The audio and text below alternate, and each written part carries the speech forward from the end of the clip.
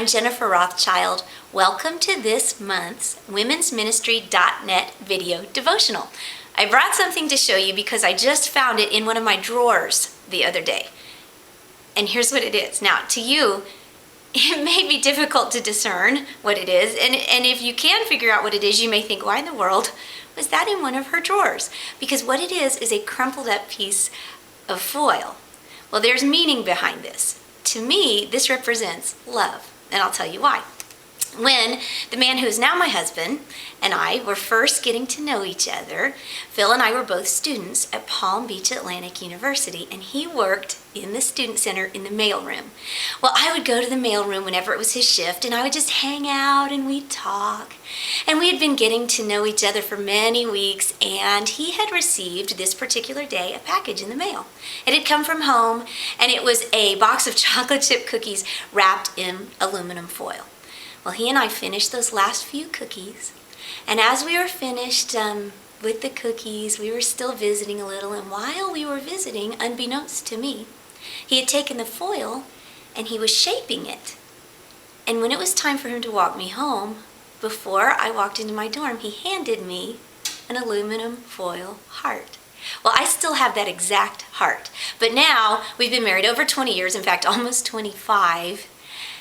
And there's lots of these hearts around my house because anytime there's aluminum foil that we've used, one of us will crumple it up and make it into a heart and hide it for the other person. And it's our way of saying, I love you. Now, think about it. Love is everywhere. I mean, you can't turn on the radio without hearing songs about love. Love is the subject of books and novels and TV shows and movies and even commercials. But more importantly, love is the very first fruit of the Spirit that's mentioned in Galatians 5:22. So recently I decided to just see exactly what the Bible had to say about love. I mean, lots of us, if I asked you what is love, you could give me some definitions, and some of you who are like Bible scholars could even tell us about the 3 different kinds of love and the Greek words that represent them. But I just wanted to start fresh. So I got my Bible software and I just typed in the word love. And you're not going to believe this, but the word love, at least in the translation I was using, showed up over 500 times. I mean, that's a whole lot of love. So I went back to the very beginning to see where it first showed up. And it was very interesting what I found. You see, the word love didn't show up in the creation account when God created the heavens and the earth for us to enjoy. And the word love didn't show up when we see in Genesis God walking in the cool of the day with Adam and Eve and just fellowshipping with them. The word love didn't show up when we learned that Adam and Eve actually conceived a child. The word love didn't appear in the story of Noah, even though he was so faithful to God. The word love didn't show up when God established covenant with Abraham or when God rescued Lot from Sodom and Gomorrah. The first time the word love appeared in Scripture was in Genesis chapter 22, verse 2. Now, I'll paraphrase it for you, but it basically says this. God is talking to Abraham, and he says, take your son, your only son, whom you love, and go to Moriah and offer him as a sacrifice on a mountain that I will show you.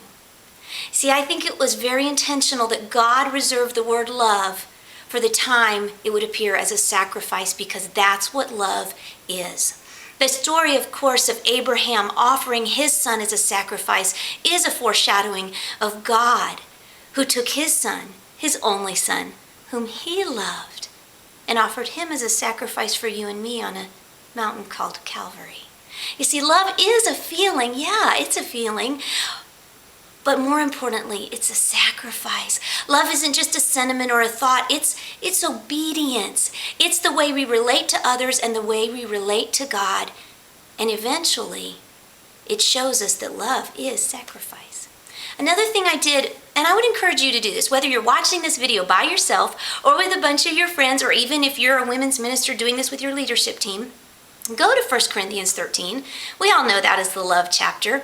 But what I did is I tried to look at the word love. Every time love was described, love is patient, love is kind. And I thought, if love is a sacrifice, how does that show up in my act of patience or my act of kindness?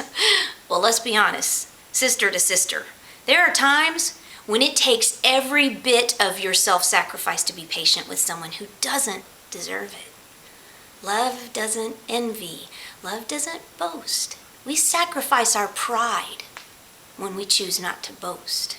Love doesn't keep a record of wrongs. We give up our right to be right and to prove ourselves by not keeping a record of wrongs. Love is sacrifice.